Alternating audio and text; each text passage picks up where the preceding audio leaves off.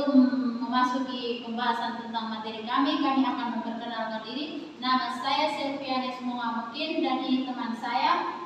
Saya atas nama Istina Pramesti Berdatoro.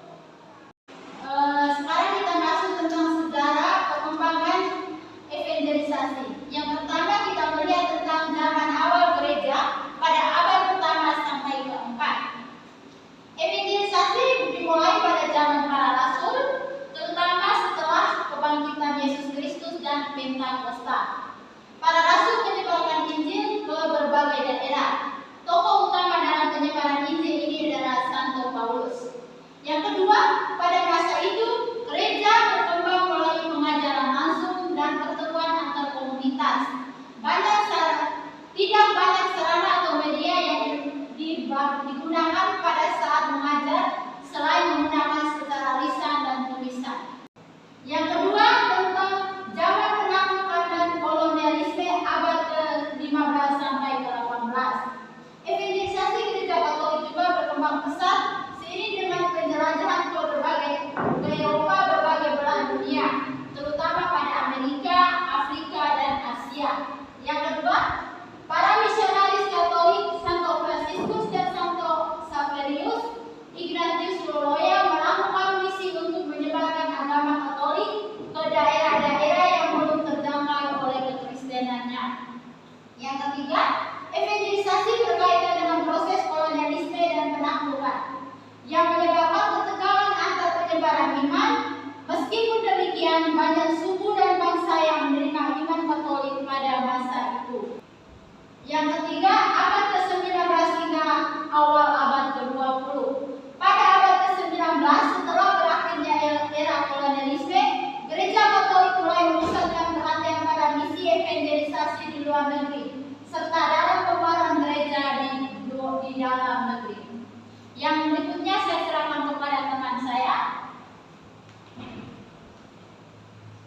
Yang keempat, Konsili Vatikan II pada tahun 1962 sampai tahun 1965 menjelaskan bahwa yang pertama, Konsili Vatikan II tahun 1962 sampai 1965 merupakan titik paling penting dalam sejarah evangelisasi gereja Katolik. Yang kedua, gereja menegaskan kembali pentingnya misi evangelisasi dan menekankan pentingnya dialog antar agama serta pendekatan yang lebih inklusif. Yang ketiga, evangelisasi bukan hanya tugas misionaris yang pergi ke luar negeri, tetapi juga panggilan untuk seluruh umat Katolik dimanapun mereka berada. Yang kelima, evangelisasi kontemporer pada abad ke-21 menjelaskan bahwa pada masa ini dengan kemajuan teknologi dan globalisasi, evangelisasi memasuki dunia digital dengan menggunakan internet, media sosial, dan digital lainnya untuk menyebarkan pesan Injil. Yang kedua, pendekatan ini bertujuan untuk menjangkau generasi muda dan masyarakat yang lebih luas melalui cara-cara yang relevan dengan zaman sekarang. Jadi, kesimpulan dari sejarah perkembangan evangelisasi adalah evangelisasi telah memainkan peran besar dalam penyebaran agama Kristen ke berbagai belahan dunia.